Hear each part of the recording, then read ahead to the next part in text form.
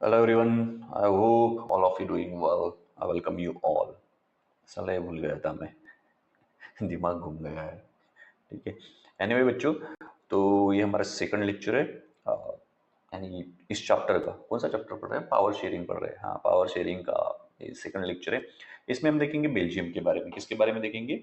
Belgium के बारे में। बेल्जियम के बारे में बेसिकली हम देखेंगे कि किस तरह से वहां से इतनी कंपोजिशन है। ठीक है, क्या है वहां पे इतनी कंपोजिशन है। ठीक है, अब देखो ये इथनिक का मीनिंग क्या होता है? जब लोग कॉमन कल्चर को शेयर करते हैं तब उन्हें एक इथनिसिटी का माना जाता है। फॉर एग्जाम्पल मान लो हम लोग हिंदू मानते हैं कि हम लोग हिंदू है। ठीक है, क्यों मानते हैं? आप ही हिंदू हो क्या? नहीं, और भी हिंदू है। ठीक है, फिर वो भी खुद को हिंदू समझते हैं और बाकी लोग भी खुद को क्या समझते हैं? हिंदू समझते थे। क्यों? क्योंकि वो कॉमन कल्चर को क्या करते हैं? शेयर करते हैं। क्या करते हैं? कॉमन कल्चर को शेयर करते हैं। ठीक है, हालांकि मान लो कि अगर हम फिजिकल अपीयरेंस में भी अलग हो सकते हैं। क्या हो सकते हैं?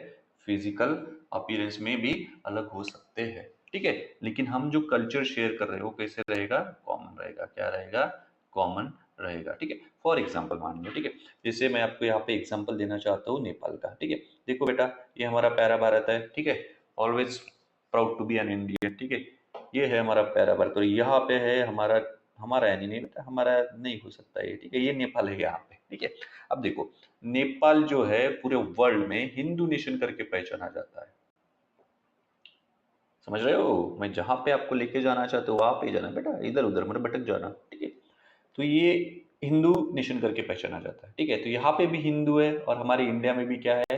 हिंदू है। देखो फिर, ये होता है इथनिक, यानी यहाँ के लोग और हमारे लोग क्या करते हैं? कॉमन कल्चर को शेयर करते हैं। क्या करते हैं? कॉमन कल्चर को शेयर करते हैं। समझ में आ रहा है? ठीक है, अभी आप गूगल करो और नेपालीज लोग देखो कैसे देखते हैं। उनकी नोज देखो बेटा कैसी होती है। ठीक है ना, वो गोरखा होते हैं। ठीक है, तो ये जो है, ठीक है, तो जैसे मान लो उनका फिजिकल अपीयरेंस, नेपाली लोगों का फिजिकल अपीयरेंस एंड इंडियन लोगों का फिजिकल अपीयरेंस, इनमें आपको थोड़ा डिफरेंस दिखेगा ना, लेकिन फिर भी हम उन्हें क्या कहते हैं? हिंदू कहते हैं। और इंडिया में बहुत से लोग रहते हैं, उन्हें भी क्या कहते हैं? हिंदू कहते हैं। समझ में आ रहा है? ठीक है, तो इसे कहा जाता है इथनिक। क्या कहा जाता है? इथनिक, यानी कॉमन कल्चर शेयर करते हैं। ठीक है, जैसे मान लो कि हाँ, हमारे कॉमन डिसेंट है। ठीक है, क्योंकि मान लो कि हमारे कुछ कल्चर या फिजिकल अपीयरेंस में भी क्या हो सकता है? थोड़ी बहुत सिमिलैरिटीज हो सकती है और थोड़ा फिजिकल अपीयरेंस अलग भी हो सकता है। ठीक है, लेकिन जरूरी नहीं कि हर बार भी वो सेमी रिलीजन से बिलोंग करे या फिर सेमी नेशनलिटी की हो। क्या हो? सेमी नेशनलिटी को। जैसे मान लो नेपाल की नेशनलिटी क्या रहेगा? नेपालीज रहेगी। इंडियंस की क्या है? इंडियंस है। आई होप आपको यहाँ तक समझ में आया होगा। ठीक है, तो ये देखने वाले हम, तो बेसिकली हम देखेंगे क्या कि इथनिक कंपोजिशन के बारे में देखेंगे और ये बेल्जियम में टेंशन क्यों अराइज हुई। ठीक है, व्हाट इज द रीजन? ठीक है, to arise the tension in Belgium. ठीक है, तो ये टेंशन क्यों अराइज हुआ ये समझने के लिए आपको इथनिक कंपोजिशन अच्छे से समझना बहुत जरूरी है। एक बार इथनिक कंपोजिशन आपके भेजे में चला गया तो दिमाग दौड़ने लगेगा। ठीक है, बराबर ना? ठीक है, फिर कहता है ना कि दिमाग उलाला तो लाइफ जिंगालाला। ठीक है, एनीवे, ठीक है, चलो फिर आगे बढ़ते हैं। ठीक है, देखो फिर, अब बेल्जियम क्या है? बेल्जियम बेटा बढ़िया से क्या है? कंट्री है। कहाँ पे है? यूरोप में है। कहाँ पे है? यूरोप कॉन्टिनेंट में आपको एक कंट्री मिलेगा। ठीक है, इसका जो एरिया है, ठीक है, ये इंडियन स्टेट है एक हरियाणा। ठीक है, नॉर्थ इंडियन स्टेट है हरियाणा, इससे भी क्या है? कम है। ठीक है, अब देखो यहाँ पे डायरेक्टली आपको सब्जेक्टिव यानी क्वेश्चन नहीं आएगा, लेकिन ये ऑब्जेक्टिव में आपको काम आएगा। कभी कभी हो सकता है कि ये सीबीएसई वाले भेजा प्राय रहते हैं इनका, सीबीएसई वालों का, तो ये पूछ सकते हैं कि बेल्जियम इस कंट्री के साथ बॉर्डर शेयर करता है, इंडिया के कौन से स्टेट के साथ, यानी कौन से स्टेट से भी इसका एरिया क्या है? कम है। काइंड ऑफ ऐसे क्वेश्चंस, मूर्खता भरे क्वेश्चंस हो सकता है कि आपके एग्जाम में आपको देखने के लिए मिले। ठीक है, तो मूर्खता भरे क्वेश्चन आने के बाद आपको मूर्ख नहीं बनना है और मूर्ख न बनते हुए मार्क्स को क्या करना है? क्रैप करना है। एनीवे, ठीक है, बहुत हो गया सीबीएसई की गाली गलौज। सीबीएसई आ जाएगा अदरवाइज मेरी तरफ। ठीक है, बोलेंगे भाई साहब, हे ज्ञानी आप कहाँ थे, ऐसे बोलेंगे। ठीक है, एनीवे चलो फिर, देखो फिर, बॉर्डर्स किनके साथ शेयर करता है? फ्रांस के साथ, नीदरलैंड्स के साथ, जर्मनी के साथ एंड लग्जमबर्ग के साथ। एक फैक्चुअल इन्फॉर्मेशन है, ऐसी की ऐसी आपको ध्यान में रखनी है। आगे चल के मैं नेक्स्ट साइड से हो जाएगा अच्छे तरीके से पढ़ाना शुरू। थोड़ा चिल नहीं करते हो अभी तुम, कहा को इतना छोड़। देखो फिर, अब इतना छोटा होने के बाद भी बेल्जियम में इतनी कॉम्प्लेक्सिटी है, ठीक है, और उससे क्या होगा, यानी कॉन्फ्लिक्ट होगा या नहीं होगा, ठीक है, पावर शेयरिंग अच्छे से होगी या नहीं होगी, यही हमको पढ़ना है, क्योंकि हमारी मेन थीम है पावर शेयरिंग, और कोर थीम क्या है हमारी, टू प्रिवेंट द कॉन्फ्लिक्ट, ठीक है। तो ये बेल्जियम है बेटा स्पेशली, ठीक है।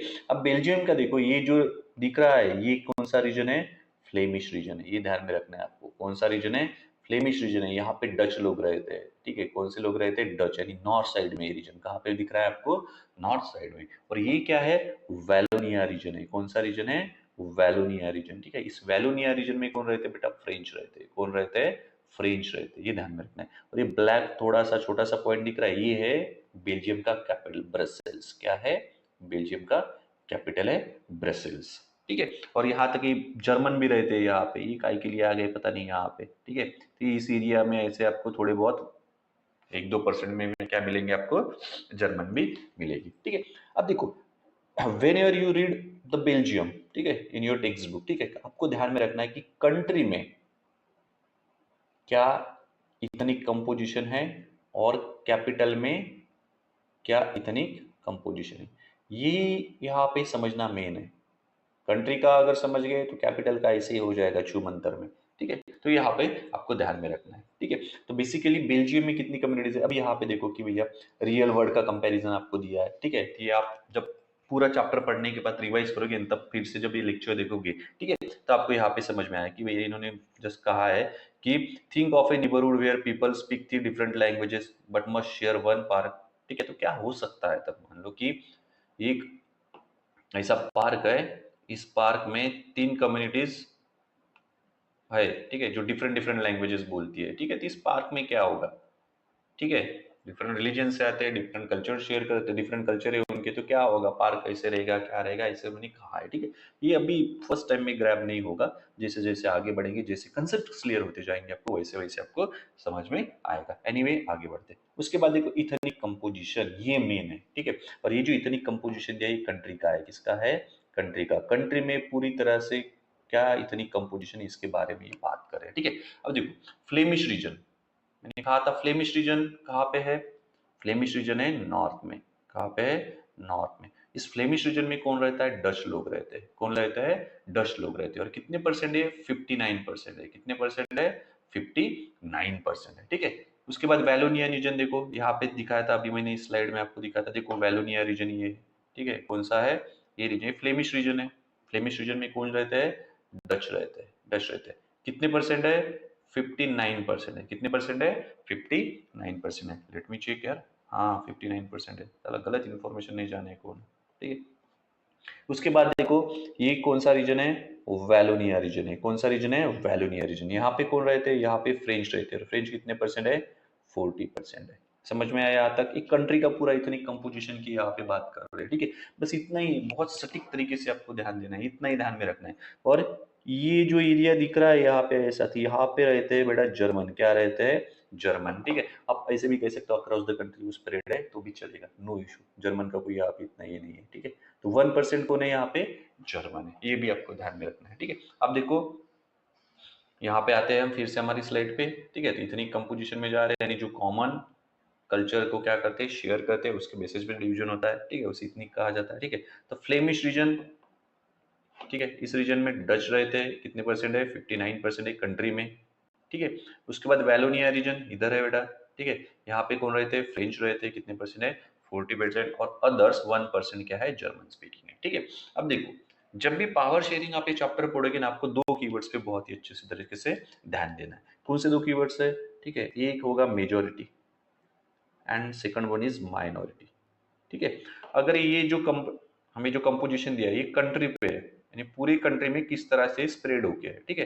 तो पूरे कंट्री में अगर हम देखें तो मेजोरिटी में कौन दिख रहा है हमें, मेजोरिटी में दिख रहे हैं हमें डच, कौन दिख रहा है, डच। और माइनॉरिटी में कौन दिख रहे हैं हमें यहाँ पे, French and the German. Whole country की अगर बात करें तो, ठीक है, ये ध्यान में रखो, अभी जैसे हम कैपिटल पे मूव करेंगे आपको समझ में आ जाएगा, समझ में आ रहा है, ठीक है। तो डच कितने परसेंट है बेटा, 59% है, फ्लेमिश रीजन में रहते हैं, ठीक है, ये ध्यान में रखना है, ठीक है। वैलोनिया रीजन में फ्रेंच रहते हैं, कितने परसेंट है, 40% है। अदर्स क्या है, 1% जर्मन स्पीकिंग है। तो कंट्री में मेजोरिटी में है डच एंड माइनॉरिटी में है फ्रेंच। बस यह तक आपको ध्यान में रखना है। आगे बढ़ते हैं अभी हम, ठीक है। उसके बाद देखो रीजनल ब्रेकडाउन यहाँ पे दिया गया है, ये हमने ऑलरेडी पढ़ा हुआ है, ठीक है। देखो फ्लेमिश रीजन में कौन रहता है, डच। फ्लेमिश रीजन बेल्जियम के नॉर्थ में आता है। वैलोनिया रीजन में कौन रहता है, फ्रेंच रहता है। कौन से साइड में आता है, साउथ में आता है, ठीक है। और एक स्मॉलर कम्युनिटी है जो बॉर्डर एरिया में रहती है, वो है जर्मनी, ठीक है। अब पर्टिकुलर उसी एरिया में या फिर अक्रॉस द कंट्री थोड़े थोड़े स्प्रेड है, ऐसे भी आप कह सकते हो, ठीक है। ये जस्ट रीजनल ब्रेकडाउन है, ऑलरेडी हमने वहां पे देख लिया है, ठीक है। फिर से एक बार मैं आपको दिखा देता हूँ, ठीक है। काहे को आपको टेंशन नहीं आने को ना बच्चों, ठीक है। देखो फिर ये है फ्लेमिश रीजन, ये है वैलोनिया रीजन। फ्लेमिश में रहते हैं डच, वैलोनिया में रहते हैं फ्रेंच। और ये ऐसे बॉर्डर एरिया में दिख नहीं रहा क्या बे, ये ऐसे रहते हैं यहाँ पे बेटा हमारे जर्मन, हमारे हमारे नहीं है, ठीक है। एनीवे चलो फिर आगे बढ़ते हैं। ये हो गया बेटा रीजनल ब्रेकडाउन, ठीक है। अब मैंने कहा था आपको कि आपको ये चीज बहुत अच्छे से ध्यान में रखनी है, ठीक है, कि क्या है क्या नहीं है, कंट्री में मेजोरिटी में कौन है, माइनॉरिटी में कौन है, ठीक है। अब देखो कैपिटल कौन सा है इसका, इसे मुझे पीछे जाना पड़ेगा, ठीक है। देखो ये है ब्रसेल्स, ये है कैपिटल। अब कैपिटल में इथनिक कंपोजिशन क्या है वो आपको ध्यान में रखना है, यही से सब खेला है बेटा, ठीक है। देखो फिर कैपिटल, ये देखो, ये यहाँ पे मैं बना देता हूँ, बढ़िया सा थोड़ा सा बना ही देता हूँ ना मैं। ये हो गया हमारा फ्लेमिश रीजन, ये हो गया हमारा वैलोनिया रीजन, ठीक है। और ये यहाँ पे कैप्टन साहब को चेंज करवा देता हूँ मैं, 1 मिनट दे दो छोटे मेरे को, ठीक है। और ये है, ये दिखे, हाँ दिख जाएगा, आंखें फाड़ के देखो भी, नहीं दिख रहा है तो मेरे को क्या करना है, ठीक है। तो ये है हमारा कैपिटल, ठीक है। तभी हमने देखा पिछली स्लाइड में, तो यहाँ पे फ्लेमिश डच रहते और वो है 59%, ठीक है। यहाँ पे रहते हैं फ्रेंच, वैलोनिया रीजन फ्रेंच रहते हैं, वो है 40%। समझ में आ रहा है, ठीक है, गुड। अब ये जो इथनिक कंपोजिशन हम देखने जा रहे हैं, ठीक है, ये है हमारे कैपिटल का, ठीक है। अब ब्रसेल्स में देखो क्या होता है, ब्रसेल्स कैपिटल है, यहाँ पे फ्रेंच है 80% एंड डच है 20%, ठीक है। तो मैंने क्या कहा था कि आपको you have to keep in mind that the two keywords that is majority and the minority, ठीक है। तो यहाँ पे बताओ मुझे मेजोरिटी में कौन है, माइनॉरिटी में कौन है। यहाँ पे अगर हम देखें तो मेजोरिटी में फ्रेंच जो कि 80% है, और माइनॉरिटी में कौन है, डच जो कि 20% है। समझ में आ रहा है, ठीक है। यानी नेशनल ट्रेंड के कंप्लीटली अपोजिट है। कैसे अपोजिट है सर जी, अरे बेटा ऐसे अपोजिट है क्योंकि ओवरऑल कंट्री में अगर बात की जाए तो डच है मेजोरिटी में 59% एंड माइनॉरिटी में कौन है, फ्रेंच है 40%। समझ में आ रहा है, ठीक है। और कैपिटल मेन होता है बेटा किसी भी कंट्री का, ठीक है, वहां से पूरा साला सिस्टम चलता है, ठीक है। तो सिस्टम फ्रेंच चला रहा है बेटा, यहाँ से कौन चला रहा है, फ्रेंच चला रहा है। किस तरह से, क्योंकि देखो imagine if the capital of India spoke language majority of Indians didn't speak, what will happen, क्या होगा, इसके बारे में सोचो। कैपिटल से सब कुछ होता है, ठीक है, कैपिटल मेन रहता है, ठीक है। एनीवे इसमें कुछ ज्यादा जाने की नहीं, कैपिटल क्या होता है अमका ढमका, ठीक है। आई होप कि आपको यहाँ तक समझ में आया होगा, ठीक है। यानी इस बेल्जियम में मैं आपको ये समझाने की कोशिश कर रहा हूँ बच्चे, बस आपको मेजोरिटी कौन है एंड माइनॉरिटी कौन है इस पे ध्यान दो, ठीक है। कितने परसेंटेज में वो ध्यान दो, बस खत्म। आपको अपने आप कॉन्फ्लिक्ट समझ में आ जाएगा, ठीक है। उसके बाद देखो द रूट ऑफ टेंशन, ठीक है। अब टेंशन का रूट क्या है वो देखेंगे, लेकिन उसके पहले फिर से एक बार मैं आपको यहाँ पे वो जो कंपोजिशन है ना उसको रिकॉल करवा देता हूँ, ठीक है, क्योंकि वही मेन है, उसी के जरिए आप सब कुछ समझ पाओगे।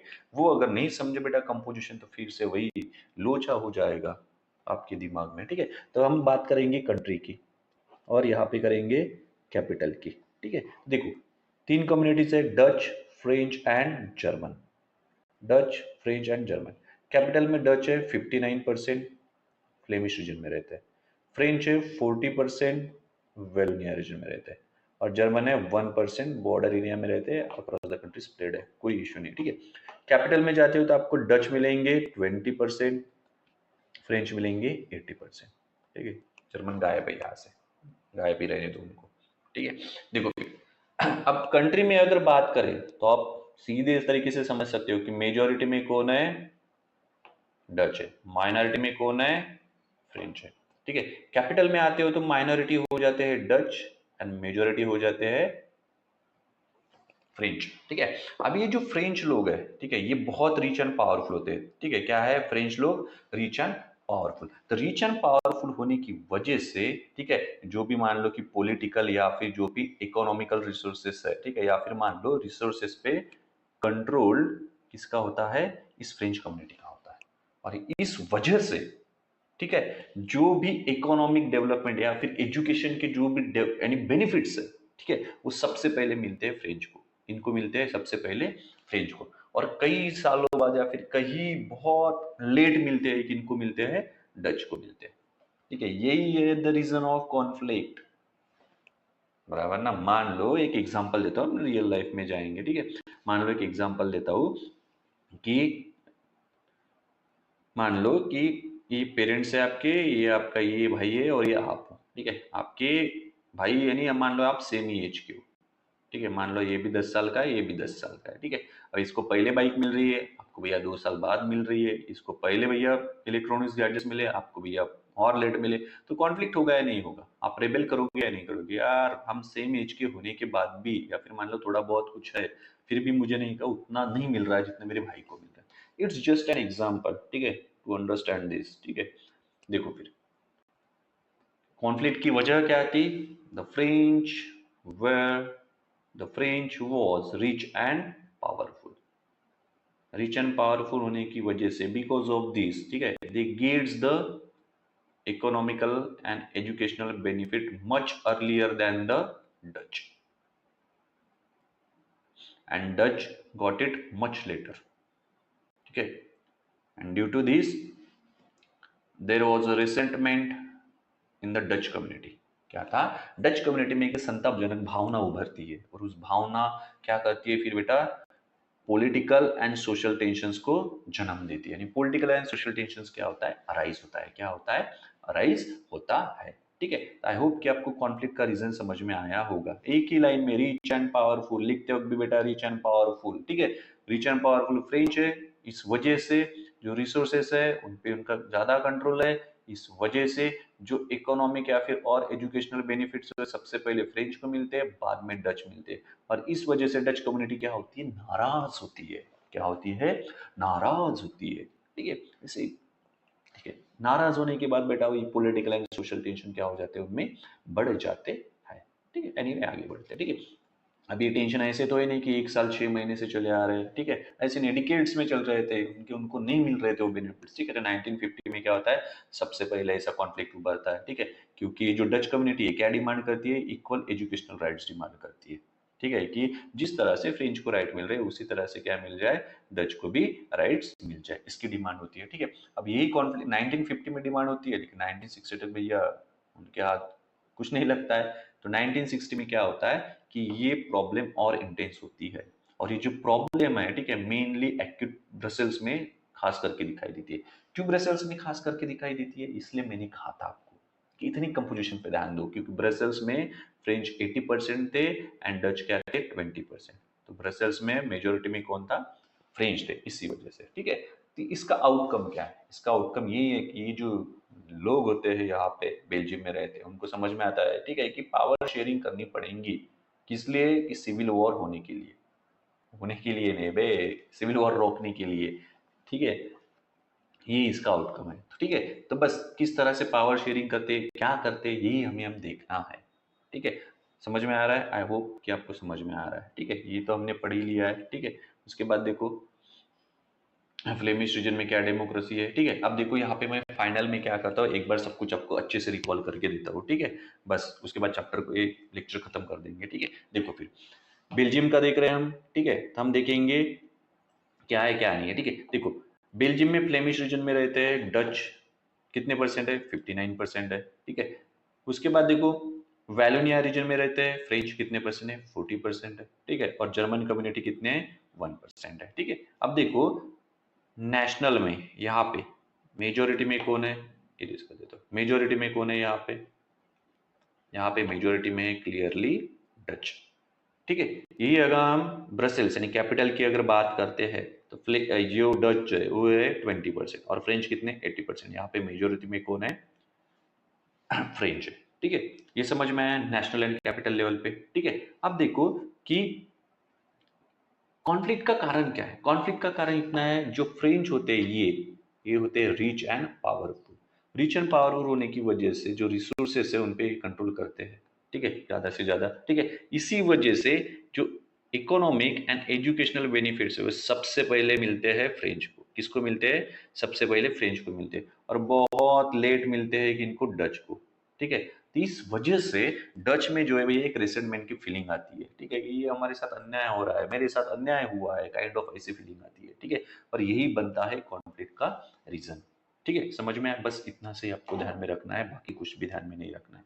जैसे हम चैप्टर एंड करेंगे ना, आपको सब कुछ धीरे धीरे समझ में आ जाएगा। It's a study process, you know ना, ठीक है। हाँ, आपको सब कुछ पता है, बड़े होशियार हो। हाँ, ठीक है। चलो फिर देखो, फिर व्हाई डज दिस मैटर, ठीक है। यह है, ठीक है।